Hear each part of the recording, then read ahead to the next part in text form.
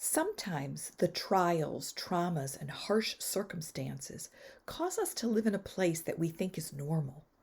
We tend to settle and think this is how it has to be. Or we've gradually moved into a place of complacency and even negativity.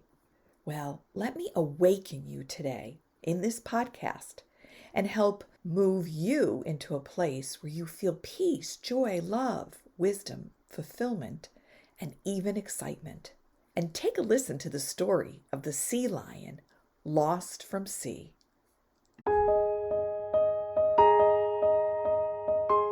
Welcome to my podcast, giving you a fresh start after trauma. I'm Regina Sanchez, your host, and I'm so glad you're here. Starting over after trauma can be a blend of real pain and some hope, sadness and then some joy. It's a mixture of moments of faith and then moments of fear. There will be times when you'd rather not remember, but then times of excitement. You may fail along the way, but if you keep moving forward, your discouragement will turn to peace.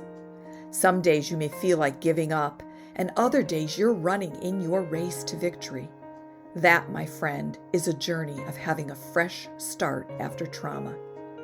And if you are in any of these places and need some encouragement, you have stopped at the right place. Let's journey together to giving you a fresh start after trauma. Join me now to be revived, rejuvenated, and restored to a place of living free from your past emotional pain.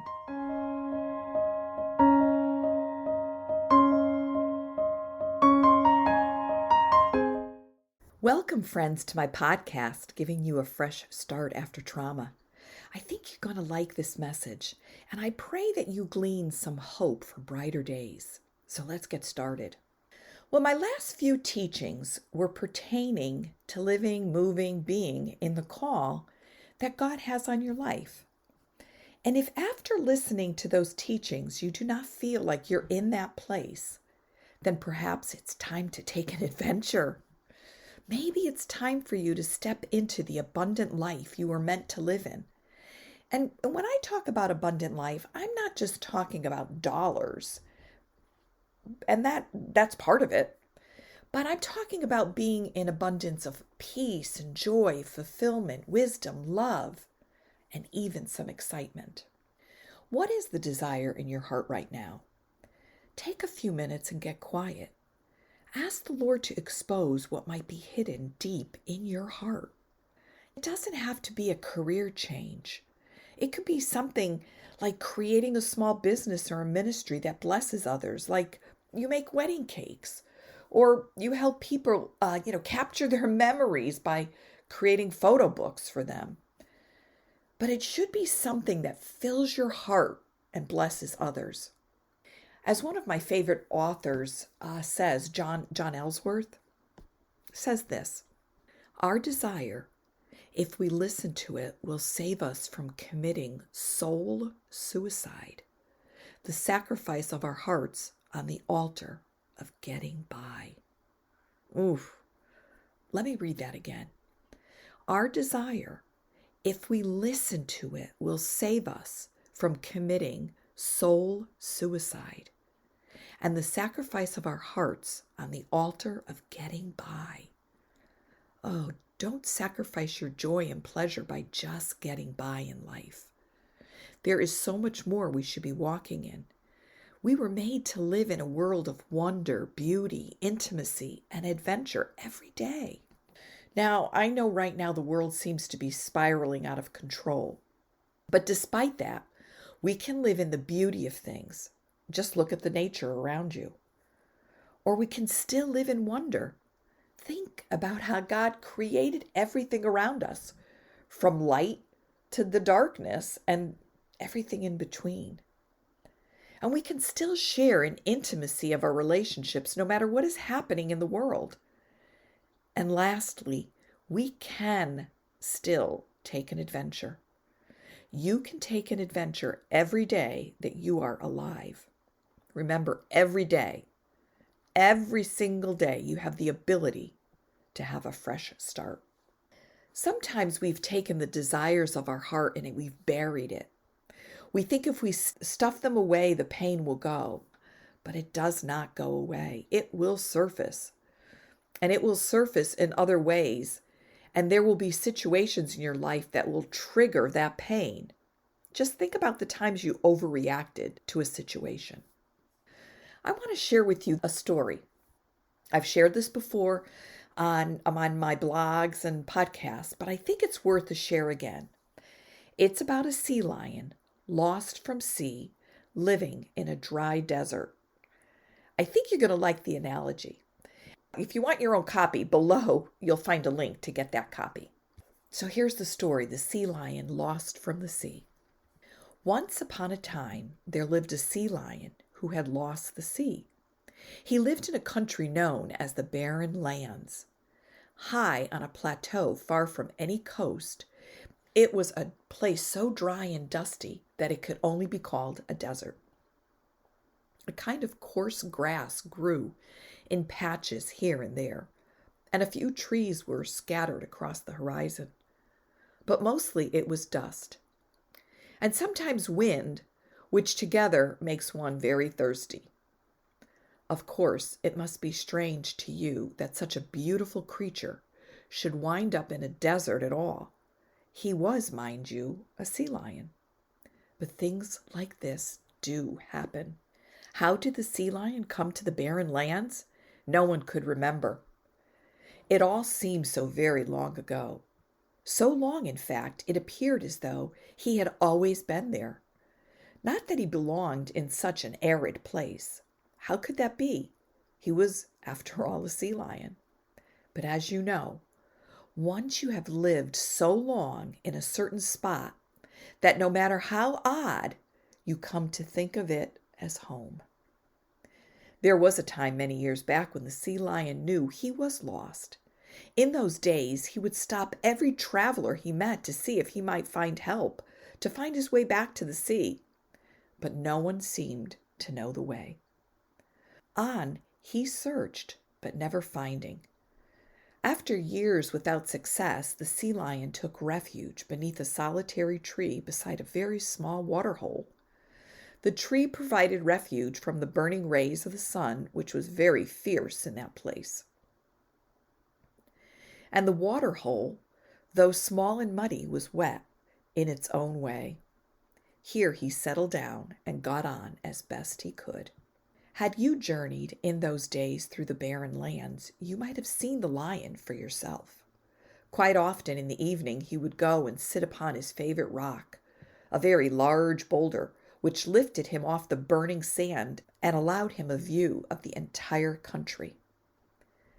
There he would remain for hours into the night, silhouetted against the sky. And on the best nights, when the wind shifted to the east, a faint smell of salt air would come to him on the breeze. Then he would close his eyes and imagine himself once more at the sea. When he laid himself down to sleep, he would dream of a vast, deep ocean, twisting and turning, diving and twirling. He would swim and swim and swim. When he woke, he thought he heard the sound of breakers.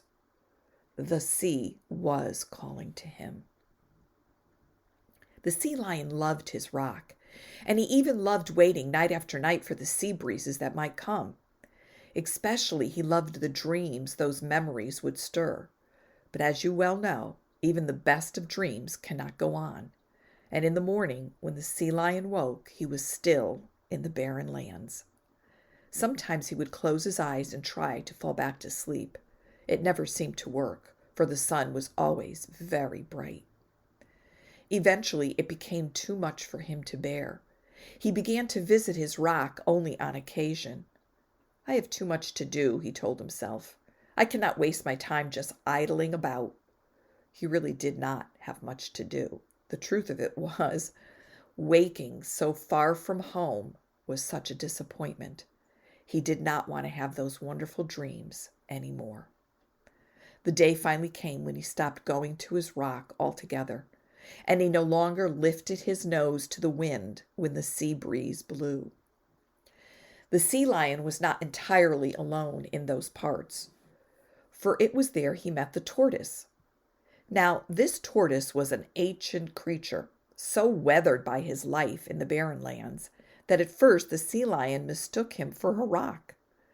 He told the tortoise of his plight, hoping that this wise one might be able to help him.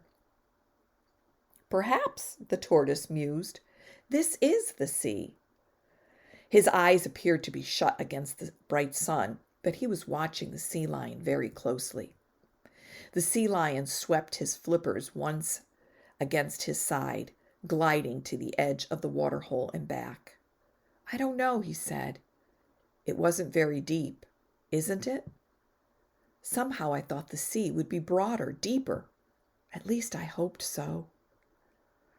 You must learn to be happy here, the tortoise told him one day, for it is unlikely you shall ever find the sea of yours. Deep in his old and shriveled heart, the tortoise envied the sea lion and his sea. But I belong to the sea. We are made for each other. Perhaps. But you have been gone so long, the sea has probably forgotten you. This thought had never occurred to the sea lion, but it was true. He had been gone for a long, long time. If this is not my home, how can I ever feel at home here? The sea lion asked. You will in time. The tortoise appeared to be squinting, his eyes a thin slit. I have seen the sea, and it is no better than what you have found here. You have seen the sea? Yes, come closer, whispered the tortoise, and I will tell you a secret. I am not a tortoise. I'm a sea turtle. But I left the sea on my own accord many years ago in search of better things. If you stay with me, I will tell you stories of my adventures. The stories of the ancient tortoise were enchanting and soon cast their spell upon the sea lion. As weeks passed into months, his memory of the sea faded. The desert, whispered the tortoise, is all that is, or was, or ever will be. When the sun grew fierce and burned his skin, the sea lion would hide in the shade of the tree, listening to the tales woven by the tortoise.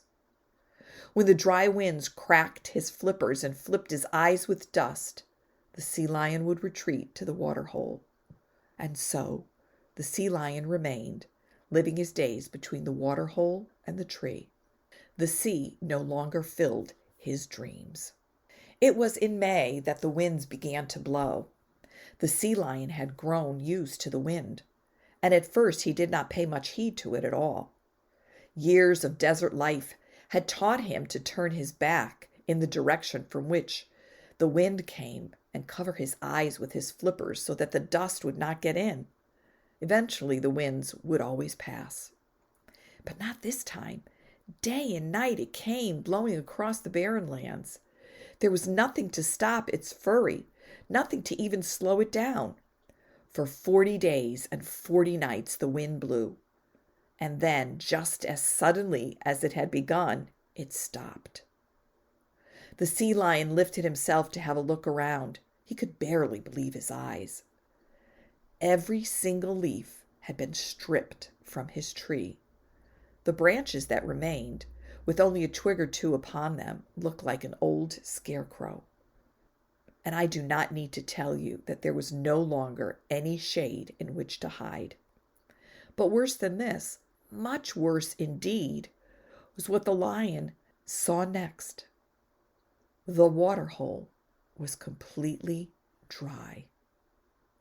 3 weeks after the wind ceased to blow, the sea lion had a dream. Now, as I told you before, there were other nights in which he had dreamed of the sea, but those were long ago and nearly forgotten. Even still, the ocean that filled his dreams this night was so beautiful and clear, so vast and deep, it was as if he was seeing it for the first time. The sunlight glittered on its surface, and as he dived, the waters all around him shone like an emerald. If he swam quite deep, it turned to jade, cool and dark and mysterious. But he was never frightened, not at all. For I must tell you that in all his dreams of the sea, he had never before found himself in the company of other sea lions. This night there were many round about him, diving and turning, spinning and twirling. They were playing. Oh, how he hated to wake up from that wonderful dream. The tears running down his face were the first wet things he had felt in 3 weeks. But he did not pause even to wipe them away. He did not pause, in fact, for anything at all. He set his face to the east, and he began to walk as best a sea lion can. "Where are you going?" asked the tortoise. "I'm going to find the sea." And that was a story from The Journey of Desire, a book called The Journey of Desire by John Eldredge. Love the story. Just think about the sea lion being lost at sea, living in a barren land that he got used to it. And he listened to the lies of the tortoise, who wasn't even a tortoise, but a sea turtle. And we can tend to do that. We can tend to get lost in what God's called us to do or called us to be, and we sort of tend to settle in life. And we live in that barren land because we're not living in the fullness of what God created us to do. When we lose ourselves and our desires, we tend to be ruled by the desires of others. So many times we drift through life without having an inner compass to bring us direction and guidance. I remember hearing years ago that a cemetery is a library of books of people's lives not written. Not that we all need to write a book about our life, but we need to live the life from the book of life written in heaven. I love Psalm 139, but I specifically love this verse. "You saw who you created me to be before I became me, before I'd ever seen the light of day. The number of days you planned for me were already recorded in your book." There's a book in heaven about you. God wrote it. And in that book is what he's called you to do, what he's called you to be. We need to get to the book. We need to get with the Father and find out what's missing in our life. Listen to this quote from John. "Many times it's hard to get the dilemma of that desire out of our heart, so we turn to a powerful drug, distraction. We don't stop to take a hard look at what we're really doing and allowing to distract us, because then we might see the lie we have been believing that has pulled us away from that desire." What is your desire? Has something pulled you away? Has someone pulled you away? Well, if you are pulled away from a desire that is deep, deep, deep in your heart, then God has to come and he has to rescue you from the very thing, the distraction, that you thought would save you. And rescue he will do. Just call out to him. He's there for you. So thanks, friends, for listening to this message.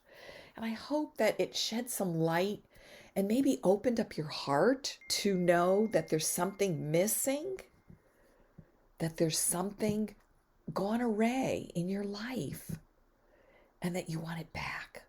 Tell him you want it back.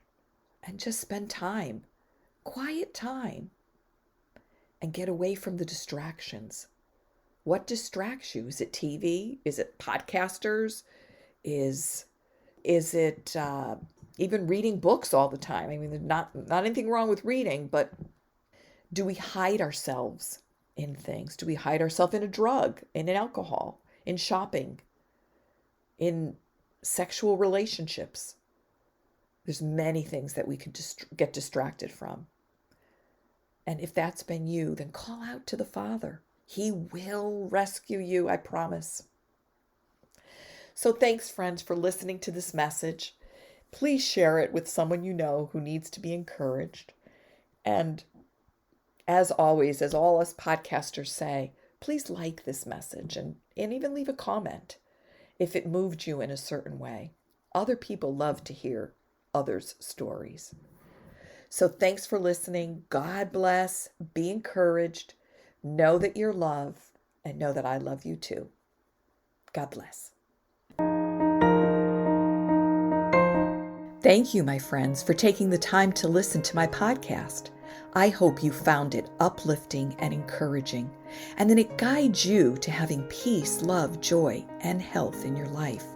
If you would like more information on my coaching programs, then go to my website, reginasanchez.com, where you can see the services I offer to give you a fresh start after trauma. You can also find my book, Can I Have Your Heart, Daddy, on Amazon. It is my personal journey back to the heart of my Heavenly Father. Be blessed, be encouraged, and know that you are loved.